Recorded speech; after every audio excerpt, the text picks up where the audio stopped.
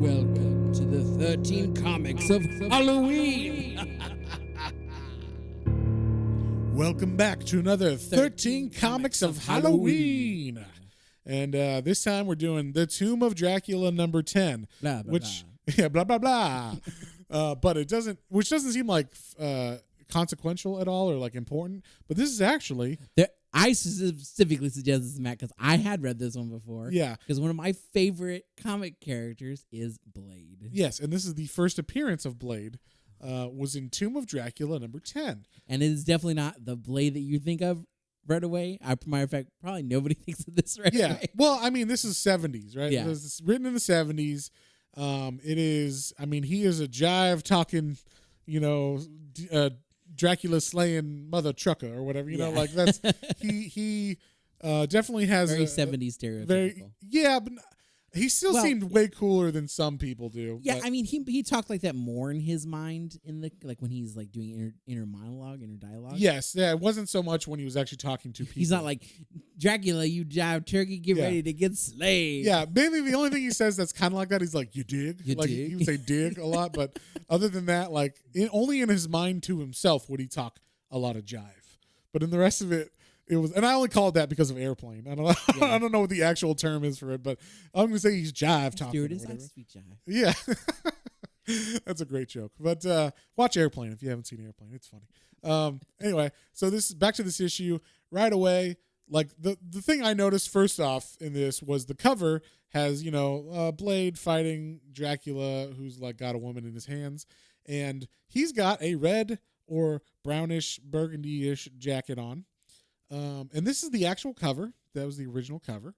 And then in the interior of this, Blade has a green jacket, a very odd colored green jacket. I'm like, what the fuck? What? Yeah. Me and John looked into this. Apparently, originally, this was a black and white comic that they colored for this like modern reprinting of it in digital. And so they didn't double check, I guess. I don't know, or they thought it looked cooler green. I don't fucking know. I don't know. Like, I mean, even the reddish burgundy brown coat is a little weird, but like it fits. It fits the time frame. But I don't know what this green light. The one thing they did keep, which is on the cover too, is he's got these like they almost look like safety goggles. They're like lime light green. They kind of look like Batgirl from Dark Knight Returns. I was thinking that, glasses. or you remember the Superman goggles? Oh yeah, where he's like an electric Superman. Yeah, or whatever. He's got like these, like green. That's what it reminded me of. Yes, for sure. Or no, what's the name of that? The Annihilator or whatever. Yeah, the one that can feel the electricity. Yes. Yeah. He's got those goggles. So, and a big afro. And a big afro. Well, that's just normal hair for this time. So That's true. I cut that some slack.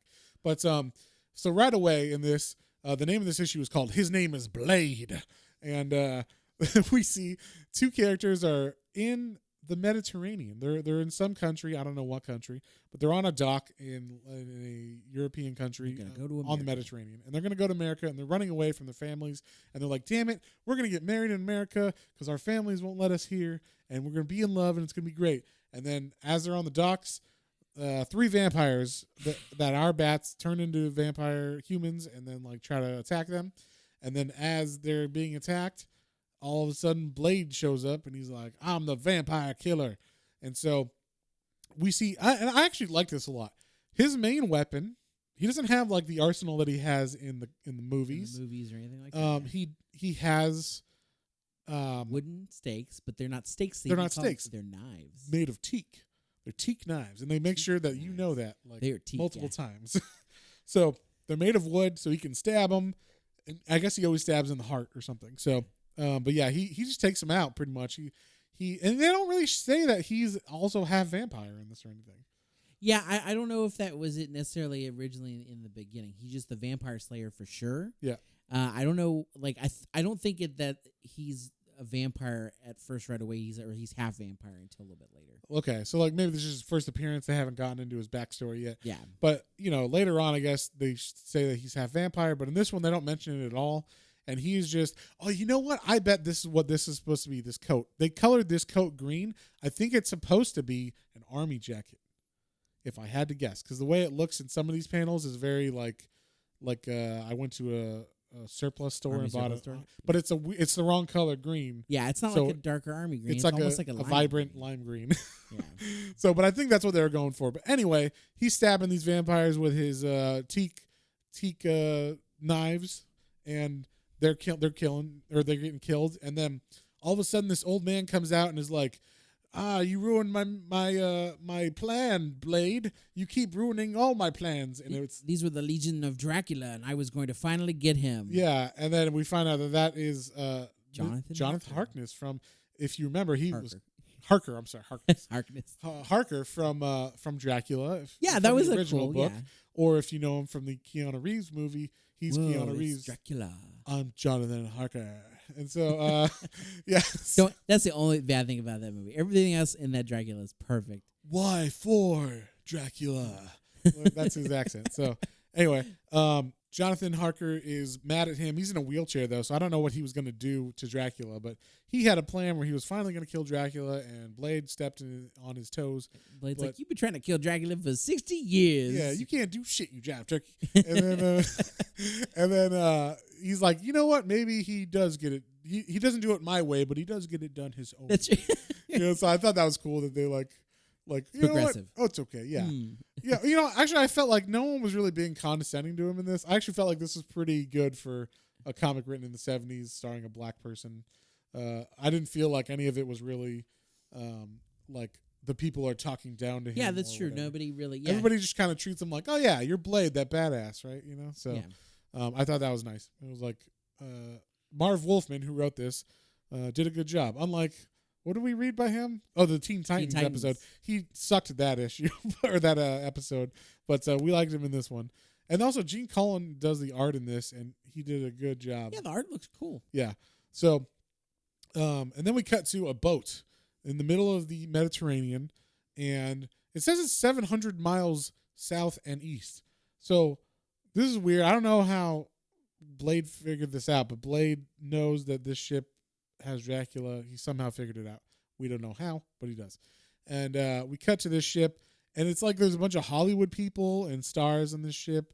Bunch of people with a lot of money to spend and waste. Yes, and if anything, I would say this issue is more transgressive against women than racial stuff or anything. Which was the only women in this are very like vapid and very like, what's going on? Like, I'm dumb, and like people literally say like, you're just stupid, and they're like, you're just a pretty face. I guess I am. Like, so it's pretty fucked up. But basically, these Hollywood groupies and people are like on this boat, and for the entertainment, they hired Dracula or a Dracula impersonator, they think. Yeah. But they're like, wow, this is crazy. It's a Dracula impersonator. He's so wild. It's so lifelike. Yeah. And I'm like, who would give a fuck if you hired a, Well, in the 70s, you could say, because Dracula is the most redone movie in the history of the entertainment industry. That's true. And especially in the 70s, there were a lot of Dracula movies. That's true. Like I can name Christopher Lee one. Christopher Lee, Frank Langella. Like there's like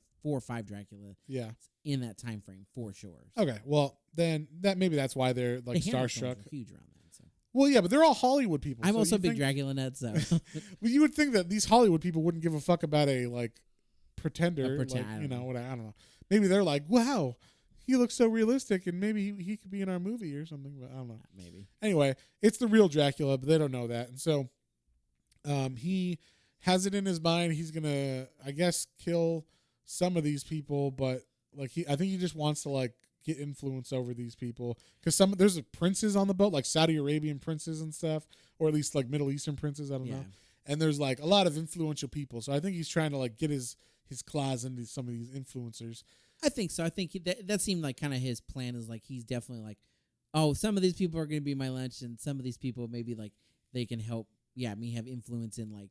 I don't know if areas if of the it's world. Hollywood, but yeah, like other areas of the world. Yeah. I love that they're like, oh, like you look so real, and they're like, hey, and he's like, oh, I am Dracula, and they're like, but not like that old one. I'd have to be like 500 years old, ha ha ha. Like I don't drink blood. That's a misconception, ha ha ha. Like he's like throwing off everything, and just nonchalantly, and they're all like, ha ha, that's so funny, ha ha ha. Yeah, and then so he eventually is like, all right, people, like I'm tired, I gotta go to bed, and so like he picks one of the ladies there, who's like the head, the guy who made the party. It's like his lady, and he says, "Hey, why don't you come to my place and have a nightcap?" And she's like, "Oh gosh, okay." And so like then of course he like sucks her blood, and she becomes like enthralled by him, and he tells like his helper. It's not. It's what's not it called? Renfield, What are but they called? They're not called helpers. They're called like familiar. yeah, his familiar. So it's not Renfield like you said, but it's one of his newer familiars, I guess. Is supposed to watch over her until she wakes up. His name Graves. Graves, yeah. And so right away he also enthralls the captain of the ship, who stops the ship right away, which I thought was funny. I'm like, how do you stop a ship? But I guess they dropped anchor. Full stop. Yeah, like I guess they dropped anchor and just like let it grab and stop the boat. It makes them look like the boat shakes. Everybody everybody flies across the room, so it hits pretty hard, I guess. And so then he starts attacking all the rest of the crew while the captain goes down and like plants bombs on the ship, I guess. And then I guess he did that in case like to cover his tracks or something. But while that's going on, we see another ship come by, a smaller ship, and it's got a familiar face. It's Blade, and he's got scuba gear on, and he brings like for some reason a harpoon, but he never uses it. No, he does. It's not a harpoon gun. It's a harpoon. That's right. So he gets his scuba gear on. He's like swimming towards the boat. And again, all of his internal monologue is great because it's like, man, Dracula's on that boat, and I'm gonna get. Well, let me read some of his internal monologue because it's funny. He says, "Gotta get rid of these threads and fast. Ain't too easy moving in them." And he says, "But when I'm ready, man, scratch one big daddy vampire." So like he's definitely talking jive to himself. Yeah, he doesn't say it like that when he's like talking to other people. Oh, the other accent that was really funny was the captain. The captain actually talks like, in my mind, the Simpsons pirate captain guy. Oh yes, who's like, "Aye, you matey, who are ye?" You know, like he talks in that weird accent. So that was funny, I thought too.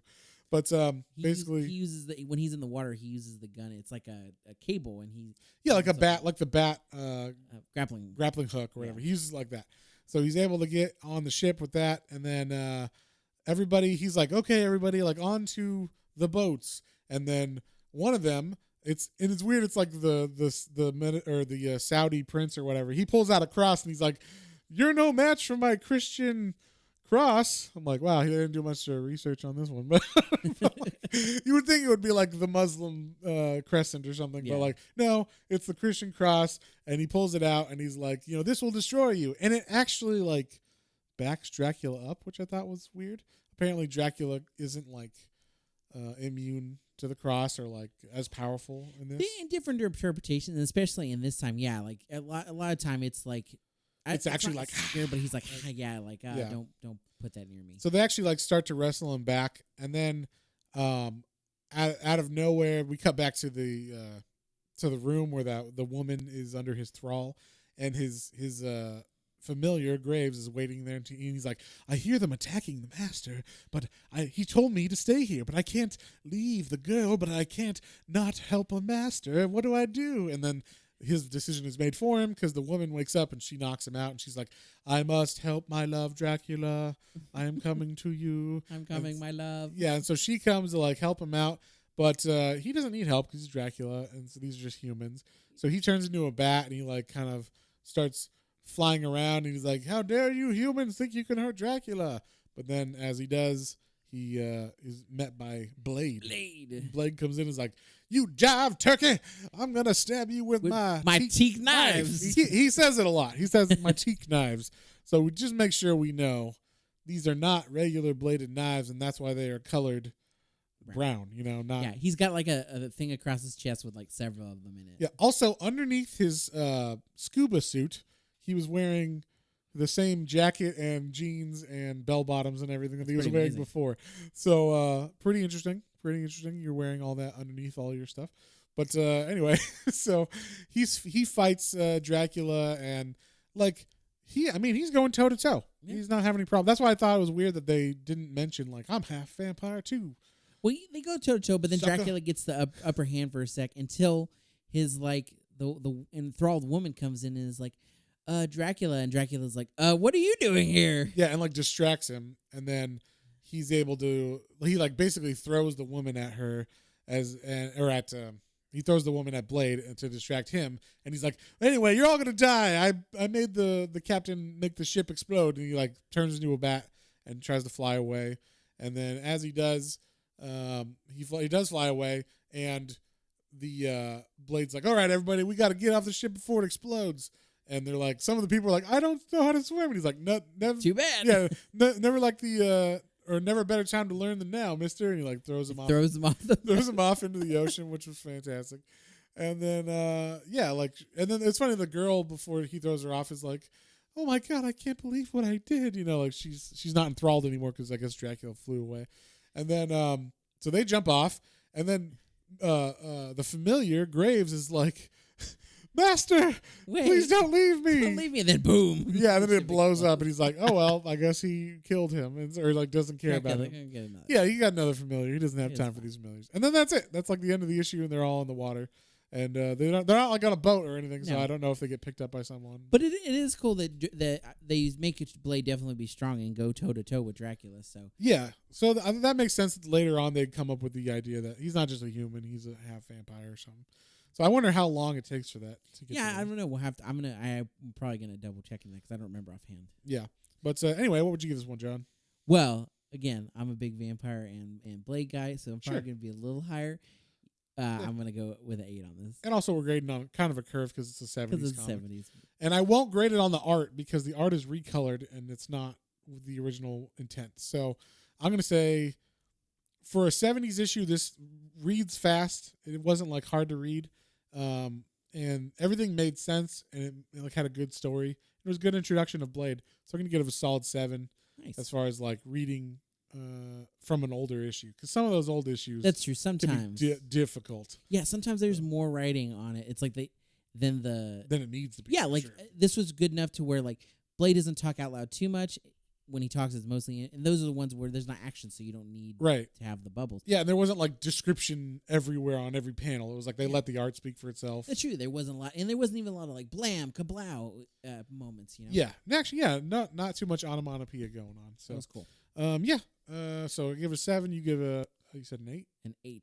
You jive turkey. How dare you? Anyway, that's our episode, and we'll see you guys next time on the next one. Bye.